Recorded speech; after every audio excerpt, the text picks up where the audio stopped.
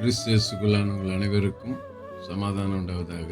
இன்றைய தியானத்திற்காக எடுத்துக்கொள்ளப்பட்ட வேத வசனம் சங்கீதம் 32:8. நான் உனக்கு போதித்து நீ நடக்க வேண்டிய வழி உனக்கு காட்டுவேன், உன்மேல் என் கண்ணை வைத்து உனக்கு ஆலோசனை சொல்லுவேன். ஆமேன். ஆண்டவராக இயேசு கிறிஸ்து நல்ல போதிக்கிறவராயிருக்கிறார், குட் டீச்சர். இதை சொல்ல நான் உனக்கு போதித்து, ஏனென்றால் எனக்கு அநேக கள்ள போதனைகள், கள்ள உபதேசங்கள் உலகத்தில் உண்டாயிருக்கிறது.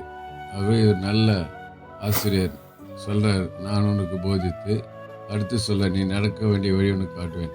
இன்னைக்கு தாறுமாறான வழிகள், கோணலான வழிகள், கெட்டு போறதுக்கான வழிகள், செம்மையா தோன்ற வழி, ஆனால் அது முடிவு மரண வழின்னு சொல்றார். அப்படி இல்லாதபடிக்கு ஆண்டவர் நம்மை நல்ல வழியில, நடக்க வேண்டிய வழியில உனக்கு காட்டுவேன்னு சொல்ல. ஏன்னா அவரே வழி, சத்தியம், ஜீவனுமா இருக்கிறவர். மூன்றாவது, உண்மையில் என் கண்ணை வைத்தவனுக்கு ஆலோசனை சொல்வேன்னு சொல்ல. Good councillor, good teacher, good councillor. இன்னைக்கு நிறைய கெட்டு போறதுக்கான ஆலோசனைகள் உண்டு. ஆனால் அதன் மத்தியில ஆண்டவர் நமக்கு ஆலோசனை சொல்லுகிற நல்ல ஆலோசகராக இருக்கிறார். அதுதான் ஏசாயா 9:6 ஒரு ஆலோசனை கர்த்தா சொல்லி நம்ம வாசிக்கிறோம். ஆகவே அருமையான இந்த சங்கீதத்திலிருந்து நம்ம கற்றுக்கொள்கிற சத்தியம், இயேசு கிறிஸ்து நமக்கு நல்ல சத்தியத்தை போதித்து நாம் நடக்க வேண்டிய வழியில் நம்மை நடத்தி, அவருடைய கண்களை நம்ம மேல வைத்து ஆலோசனை சொல்லி நடத்துகிறவராயிருக்கிறார்.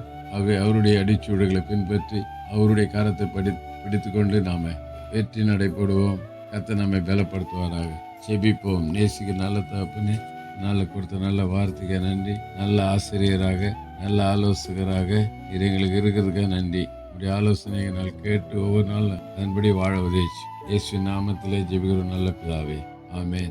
நம்முடைய கர்த்தரும் ரட்சகருமாகிய இயேசு கிறிஸ்துவின் கிருபையிலும் அவரை அறிகிற அறிவிலும் வளருங்கள். அவருக்கு இப்பொழுதும் என்னென்றைக்கு மகிமை உண்டாவதாக. நம்முடைய கர்த்தராகிய இயேசு கிறிஸ்துவின் கிருபை உங்கள் அனைவரோடு கூட இருப்பதாக. ஆமேன், ஆமேன், ஆமேன்.